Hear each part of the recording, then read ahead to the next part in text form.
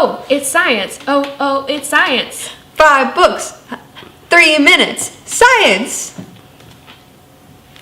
Ta-da! I'm Shannon. I'm Chella. And this is 5 books in 3 minutes, the science edition. Woo. And the first book we have on our list to talk about today is Coyote America by Dan Flores. I really enjoyed reading this book. It is a profile of the natural and cultural history of the coyote, which he argues, I think correctly, is a much better national animal for the United States than the bald eagle. The thing I found particularly interesting about this book is how much the coyote's natural history and ecological traits parallels our own. It's kind of like looking into a mirror, and that makes this book a really fascinating read. Next up is The Hidden Life of Trees. It is a book about trees, how they communicate, how they bond with each other, how they grow, their lifespan. It actually makes you think trees are a lot more alive than mere plants. You'll never look at trees the same. Next on the list, we've got The Sixth Extinction by Elizabeth Kolbert.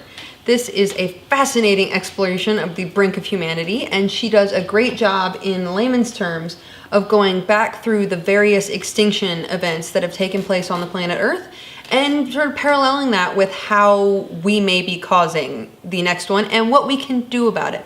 So this is a very realistic but not depressing, very positive view for anybody who is worried about the current ecologic crisis in the world. All right, we've got Ada Twist's Scientist. It's a children's book about a girl who is finding her way in the science world. She's asking the why, the how.